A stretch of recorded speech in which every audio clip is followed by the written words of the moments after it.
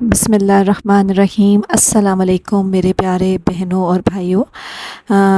मैं उम्मीद करती हूँ कि अल्लाह ताला के फ़ज़ल व करम से आप सब खैर खैरियत से होंगे। और जैसे मैं हमेशा अपनी वीडियो के शुरू में बोलती हूँ आपको कि और मैं ये भी उम्मीद करती हूँ कि आपने इंशाअल्लाह कुरान पाक पढ़ना शुरू कर दिया होगा। और कुरान पाक को सिर्फ़ हमने तिलावत नहीं करनी है। अल्हम्दुलिल्लाह तिलावत हर इंसान, हर मुसलमान जब वो छोटा सा होता है तो उसके घर में कुरान पाक पढ़ाया जाता है। लेकिन मैं चाहती हूँ, मैं जो आपसे कहना चाहती हूँ कि कुरान पाक आपने बहुत दफ़ा पढ़ा होगा, कई दफ़ा आपने ख़त्म कर दिया होगा पढ़ के। लेकिन अब जो जैसे मैं कह रही हूँ आप इस तरह से पढ़ें, इसको तर्जुमे के साथ पढ़ें। एक आयत पढ़ें, एक आयत पढ़ें और फिर उससे रिलेटेड आप सर्च कर लें, आपको इससे रिलेटेड तफसीर मिल जाएगी, डिटेल ऑडियोज़ मिल जाएंगी। आप उनको सुने कि इस आयत का मकसद क्या है, अल्लाह ताला ने जो इस आयत को नाजिल किया है इसका मकसद क्या है और ये हमें क्या बता रही है और हमने इससे क्या सीखना है और हमने इसको अप्लाई कैसे करना है। क्योंकि देखिए असल चीज़ तो ये है कि हमने इसको आप अपनी ज़िंदगी के ऊपर अप्लाई करना है प्रैक्टिकली, ठीक है।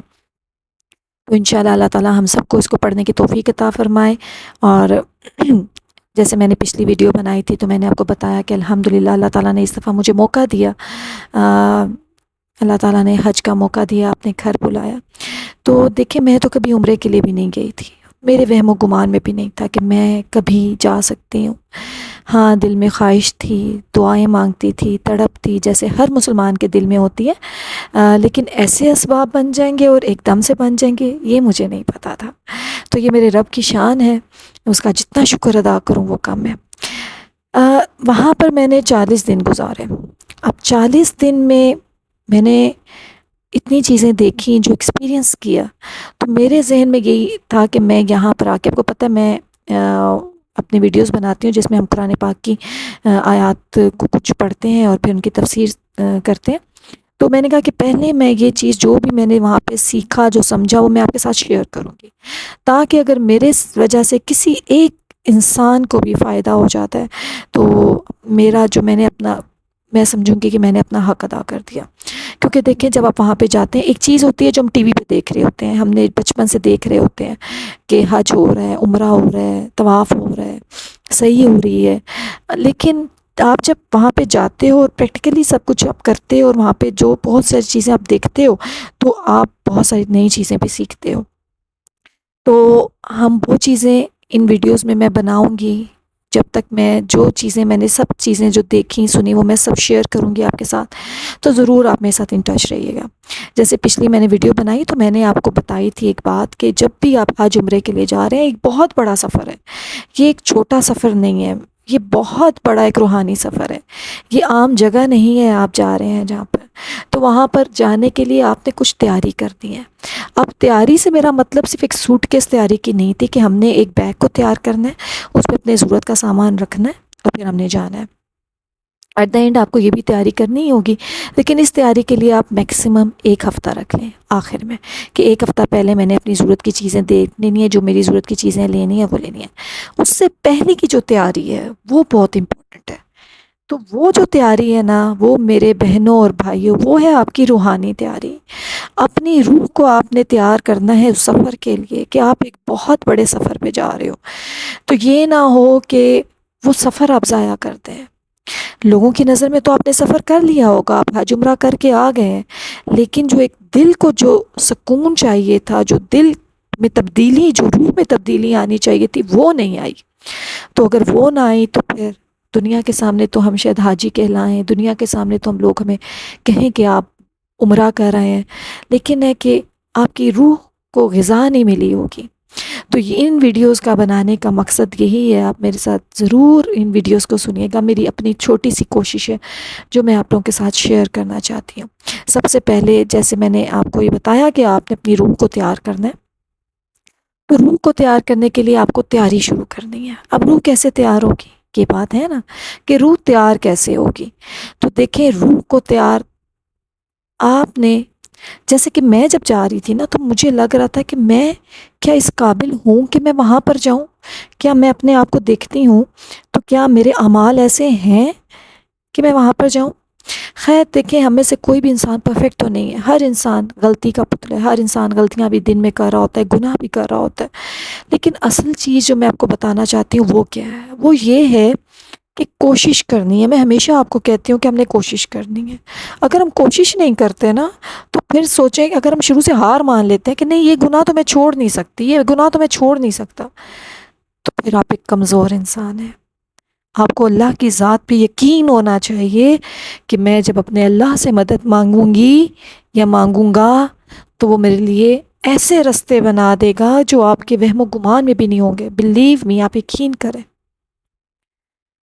اور یہاں پر جو بھی بات میں کہتی ہوں وہ اپنے تجربات کی بیس پہ کہتی ہوں، میں کتابوں کی بات نہیں کر رہی ہوں۔ میں نے جو سیکھا وہ میں آپ کو بتا رہی ہوں، جو زندگی میں مجھے سیکھا، جو اللہ نے مجھے بتایا، جو سکھایا، وہ میں آپ کو بتا رہی ہوں کہ میری وجہ سے کسی اور انسان کا بھی بھلا ہو جائے انشاءاللہ۔ تو آپ نے سب سے پہلے کیا کرنا ہے، اپنے آپ کو آپ سوچیں کہ میں اپنے آپ کو اس جگہ پہ جانے کے قابل بناؤں۔ دیکھیں، جب آپ زندگی میں آپ کا ایک بہت بڑا انٹرویو ہوتا ہے، فرض ایگزامپل آپ ایک انٹرویو کے لیے جا رہے ہیں، اب اس انٹرویو کے لیے آپ دیکھیں، آپ سمجھتے ہیں نا کہ میں اتنی بڑی فرم میں یا اتنے بڑے اسکول میں یا اتنے بڑے آفس میں انٹرویو یا اتنی بڑی پوسٹ کے لیے انٹرویو دینے جا رہا ہوں، تو میں اپنے آپ کو پہلے اس قابل بنا لوں۔ آپ اچھی ڈریسنگ کریں گے، آپ بہترین ڈریس لے کے آئیں گے، جو آپ سمجھتے ہیں کہ میں وہاں پہ جا رہا ہوں تو اس کے کمپیٹیبل ہو، آپ وہاں پہ ان کو فیل ہو کہ یار میں اس جگہ پہ ایک بندہ ہے تو یہ ڈیزرو کرتا ہے، اس کی ڈریسنگ سینس کتنی خوبصورت ہے۔ آپ بہترین، آپ کے جتنے بھی پیسے آپ کو لگیں گے آپ کی پرواہ نہیں ہوگی، آپ بہترین جوڑا خریدیں گے اور آپ تیاری بھی کریں گے کہ ظاہر ہے کہ امپورٹنٹ پوسٹ ہے، اس کے لیے میرا نالج بھی ہونا ضروری ہے، اور آپ پوری تیاری کے ساتھ جائیں گے۔ تو آپ سوچیں کہ یہ اس سے بڑی مقام، اس سے بڑا سفر، اس سے بڑے لمحات کیا آپ کی زندگی میں آ سکتے ہیں؟ نہیں نا، نہیں آ سکتے۔ تو پھر ہم نے اس کے لیے بھی خود کو تیار کر کے جانا ہے، تاکہ جب ہم وہاں جائیں تو کم از کم اپنے رب کے حضور کھڑے ہوتے ہوئے ہم لوگ کو یہ فیل نہ ہو کہ میں تو اتنا گناہ گار ہوں، اتنے گناہ ہیں میرے، میں نے تو تھوڑی سی بھی کوشش نہیں کی کہ اپنے آپ کو تھوڑی اپنی روحانی صفائی کر لوں۔ جسم کی تو صفائی کی، صاف ستھرے کپڑے پہنے، اپنی صفائی کی، سب کچھ نئے کپڑے بھی لیے، کیا روحانی صفائی بھی کی؟ تو یہ روحانی صفائی ہم نے کر کے جانا ہے، چاہے عمرہ پہ جا رہے ہیں چاہے حج پہ جا رہے ہیں، کیونکہ اس کے بغیر آپ کو وہ مزہ ہی نہیں آئے گا، وہ فیلنگ ہی نہیں آئے گی جو یہ مقام ڈیزرو کرتے ہیں کہ آپ فیل کریں۔ یہ شاعر اللہ ہیں، یہ اللہ تعالیٰ ایک شاعر اللہ کیا ہے؟ قرآن مجید میں ذکر ہے اللہ کی نشانیاں، یہ مقام جو ہیں یہ اللہ کی نشانیاں ہیں۔ تو جب آپ اللہ کی نشانی دیکھ رہے ہیں، جیسے آپ کہتے ہو کہ یہ میری والدہ کی نشانی ہے، یہ میرے والد کی نشانی ہے، جب ہمارے والدین یا ہمارا بہت قریبی اس دنیا میں نہیں ہوتا تو ہم اکثر ان کی نشانیاں دیکھتے ہیں اور ہم بہت افیکشن فیل کرتے ہیں نا کہ یہ ان کی نشانی ہے۔ جیسے میں کہتی ہوں میرے والد صاحب کی نشانی ہے، میرے والد صاحب اس دنیا میں نہیں ہیں، تو میں اکثر ان کے کپڑے یا ان کی کوئی بھی چیز، ان کی گھڑی یا جو بھی ان کے استعمال میں تھی چیز، وہ اکثر دیکھ کے یہ ان کی نشانی ہے، تو ان کو دیکھ کے مجھے پیار آتا ہے، مجھے اپنے والد صاحب یاد آتے ہیں، ان کے لیے محبت کا اظہار ہوتا ہے، ان کے لیے دعا کرتی ہوں۔ تو آپ سوچیں کہ یہ شاعر اللہ، اللہ تعالیٰ قرآن مجید میں کہہ رہے ہیں یہ شاعر اللہ ہے، یعنی یہ اللہ کی نشانیاں ہیں۔ تو جب وہ اللہ کی نشانیاں، وہ شاعر اللہ آپ دیکھیں گے تو کیا ہم ایسے ہی جا کے دیکھیں گے؟ ہمارے دل میں کوئی جذبات، کچھ خیالات، کچھ فیلنگ نہیں ہوگی، ہمیں وہ ہسٹری نہیں پتہ ہوگی جو ہونی چاہیے؟ ہونی چاہیے۔ اور ہم اپنے آپ کو، میں نے جیسے پہلے بتایا کہ اپنی روح کی صفائی بھی کرنی ہے ہم نے جانے کے لیے، تو سب سے پہلے جو روح کی صفائی کیسے ہوگی؟ روح کی صفائی یہ ہوگی کہ آہستہ آہستہ کوشش کریں کہ گناہوں سے دوری اختیار کریں۔ اور یہ بالکل آبویس ہے کہ ہر انسان کو پتہ ہوتا ہے کہ وہ زندگی میں کون سا گناہ کر رہا ہے، یہ بالکل پتہ ہوتا ہے ہر انسان کو، لیکن اس گناہ کا احساس ہو جانا بھی اللہ تعالیٰ کی ایک بہت بڑی نعمت ہے، اور ہر کسی کو یہ نعمت نصیب نہیں ہوتی ہے۔ یقین مانے کہ لوگ ساری زندگی گناہ میں گزار دیتے ہیں، ان کو نہیں احساس ہوتا اور اسی حالت میں دنیا سے چلے جاتے ہیں۔ تو آپ سب سے پہلے اللہ تعالیٰ سے دعا مانگے، ہر انسان کو پتہ ہے کہ وہ زندگی میں کون سا گناہ کر رہا ہے، کہ یا اللہ مجھے اس گناہ سے چھٹکارا دلا، تاکہ جب میں تیرے گھر حاضر ہوں تو میرے دل مطمئن ہو۔ پھر آپ یہ دعا مانگیں اور پھر آپ دیکھیں کہ وہ گناہ آپ سے چھٹتا ہے یا نہیں چھٹتا۔ اللہ تعالیٰ ایسے اسباب بنائے گا، ایسے راستے بنائے گا کہ خود بخود آپ کا رستہ صاف ہوتا جائے گا، لیکن آپ نے ہدایت مانگنی ہے۔ میں نے ہمیشہ آپ کو کہا ہے آپ نے اللہ تعالیٰ سے ہدایت مانگنی ہے۔ آپ دیکھیں جب تک ایک پزا آرڈر نہیں کریں گے آپ کو ڈلیوری نہیں ہوگی۔ میں جب تک نہیں منگواؤں گی، ایک آرڈر نہیں کروں گی، مجھے وہ چیز یہاں پہ نہیں مل سکے گی، پزا نہیں آئے گا میرے پاس۔ اسی طرح جب آپ کسی چیز کے لیے آپ آرڈر کرتے ہو تو وہ ڈلیوری آپ کو ضرور ہوگی۔ تو آپ جب تک اللہ تعالیٰ سے دعا نہیں مانگیں گے ہدایت کی، آپ کو یہ ملے گی ہی نہیں، آپ کو مانگنی پڑے گی۔ لیکن جب آپ نے مانگ لی تو اللہ کا وعدہ ہے وہ آپ کو ضرور ہدایت دے گا۔ اور اللہ تعالیٰ قرآن پاک میں کیا فرماتے ہیں کہ جو ہدایت ہے وہ ایک نور ہے، وہ جسے چاہتا ہے عطا کرتا ہے۔ اور آپ کو پتہ ہے کہ یہ آئے جب مسجد حرام میں داخل ہوتی، جو مسجد حرام جب آپ ٹنل سے انٹر ہوتے ہو، ٹنل ہے، اس ٹنل کے اوپر یہ آیت لکھی ہوئی ہے کہ جو اللہ تعالیٰ کی ہدایت ہے وہ ایک نور ہے، وہ جسے چاہتا ہے عطا کرتا ہے۔ ٹھیک ہے، یہ وہاں پر لکھی ہے یا کسی اور جگہ، لیکن میں نے یہ آیت پڑھی۔ تو اس بات کا مطلب کیا ہے کہ جو ہدایت ہے وہ نور ہے۔ نور کا مطلب کیا ہوتا ہے؟ روشنی ہے۔ اور روشنی کیا کرتی ہے؟ اندھیرے کو روشن کر دیتی ہے۔ ایک جگہ جب آپ کو کچھ نظر نہیں آ رہا، اندھیرا ہے، وہ جگہ روشن ہو جاتی ہے۔ تو سوچیں، یعنی کہ اس بات کو اگر آپ سمجھے، جو ہدایت ہے وہ بھی روشنی ہے، وہ آپ کی زندگی کو روشن کر دیتا ہے۔ تو آپ نے ہدایت مانگنی ہے، اور پھر آپ نے اپنی روح کو صاف کرنا ہے، اور پھر آپ نے اس مبارک سفر پہ روانہ ہونا ہے۔ اپنے گناہوں سے آپ نے توبہ کرنی ہے۔ یہ بھی ضروری نہیں ہے کہ آپ دعا مانگو گے اور آپ اسی وقت، کہ کو اللہ تعالیٰ بہت زیادہ رحیم ہے، غفور و رحیم ہے، ہو سکتا ہے کسی انسان کے دل پہ پہلی دعا کے بعد ہی اثر ہو جائے، لیکن اگر نہیں بھی ہو رہا آپ پہ تو آہستہ آہستہ آہستہ آہستہ اٹ از فور شور کہ آپ کے اوپر اثر ضرور ہوگا۔ ٹھیک ہے، تو میرے بہنوں اور بھائیوں، سب سے پہلے آپ نے دعا مانگنی ہے، اور پھر آپ نے اپنا وہ گناہ آہستہ آہستہ چھوڑنے کی کوشش کریں۔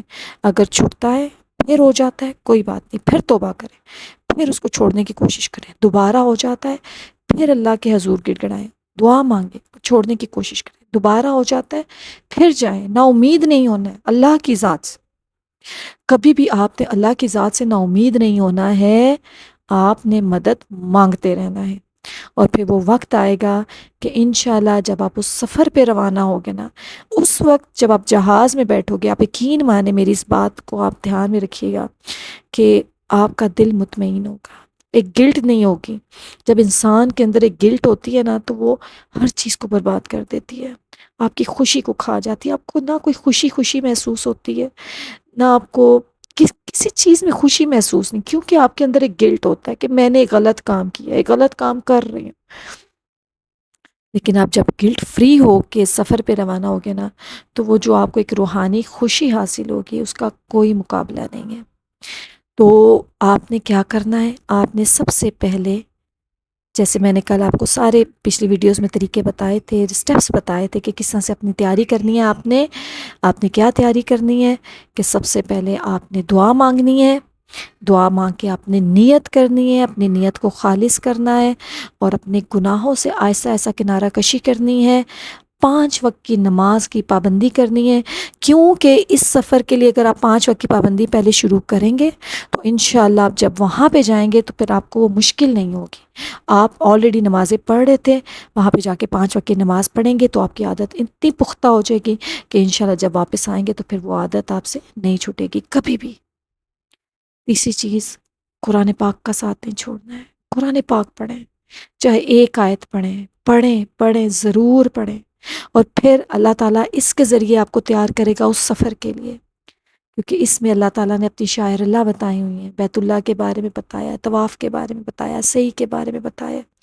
تو ان سب چیزوں کے بارے میں جب آپ پڑھو گے، آپ کی ایک فیلنگ بنے گی، آپ کو اللہ سے محبت ہوگی، اللہ کی نشانیوں سے محبت ہوگی۔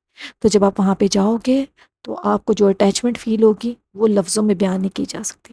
تو قرآن آپ نے پڑھنا ہے، اور سوچیں کہ جب وہاں پہ جا کے آپ مسجد نبوی میں بیٹھ کے قرآن پڑھیں گے، جب آپ مسجد حرام میں بیٹھ کے نماز پڑھیں گے تو کیا فیلنگ ہوگی۔ کیونکہ میں نے وہاں پہ الحمدللہ بیٹھ کے پڑھا ہے، تو میں آپ کو وہ الفاظ بتا نہیں سکتی کہ جو مجھے یہاں پہ اپنے کمرے میں بیٹھ کے خوشی ہوتی تھی، اس سے لاکھوں گنا وہاں پہ خوشی اور سکون محسوس ہو رہا تھا۔